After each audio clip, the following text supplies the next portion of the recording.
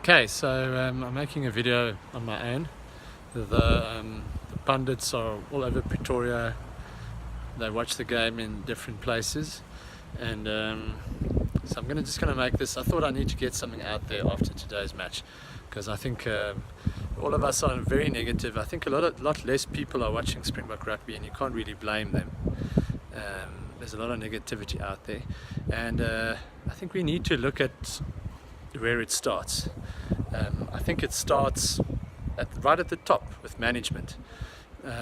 We started with a new coach, which we were very excited about, Rassie Erasmus, and I still think Rassie is a very good coach. And we started with a promise that we're going to get the best players out there to play Springbok rugby, and the names are like Frans Steyn and Bismarck du Plessis were thrown into the hat. And then as soon as it started, there were issues with those players, and those problems, that must be a management thing.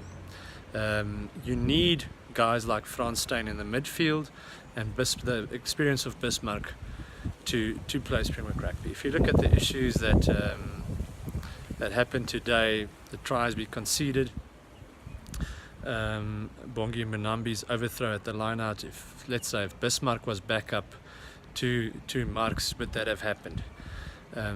Obviously politics plays a big part, and that's very, very difficult.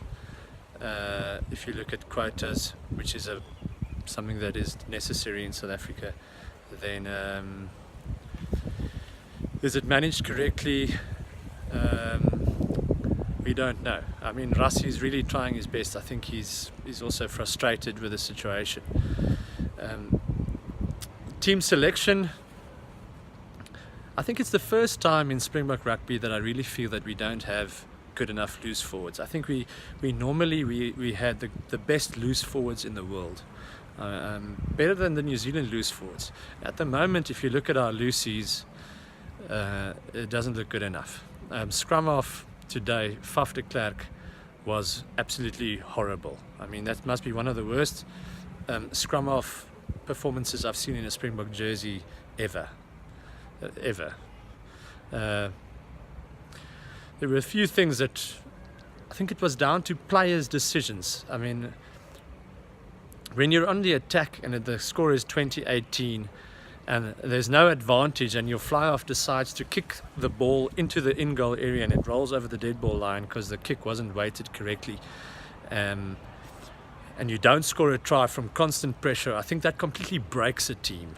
And to get back from that is very, very hard. And I think that sort of changed the game into Australia's favour. And it's basically, it was a game of two bad teams playing each other.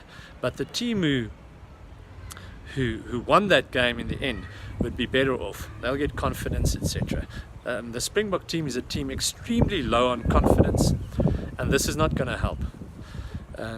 I'm happy that I'm not the Springbok coach, because I don't know how you pick up from this. We've been at lows in the Springbok setup, but this seems like an all-time low. I mean, I got to a braai here, and there were guys that are rugby supporters that didn't even watch the game. They didn't even bother to watch the game, and this is not going to help. This is not going to fill stadiums. So there are massive problems. I think we have good enough players in this country and overseas to compete with the best, but there are huge problems, and we need to get to the bottom of those problems, and we need to fix them quickly. Otherwise, the sport's just going to disappear. Okay, so it's a very negative video, but I think it's necessary. So yeah, we hope it's going to change, but the game against the All Blacks, that's going to be bad. I don't see us competing at all if we play the way we did today. Faf de Klerk was absolutely horrific. Willie's knock-ons were costly. Overthrow to concede 7 points when you're on the front foot, it was just horrible. Okay, but hopefully it will get better. But at the moment, not a lot of optimism.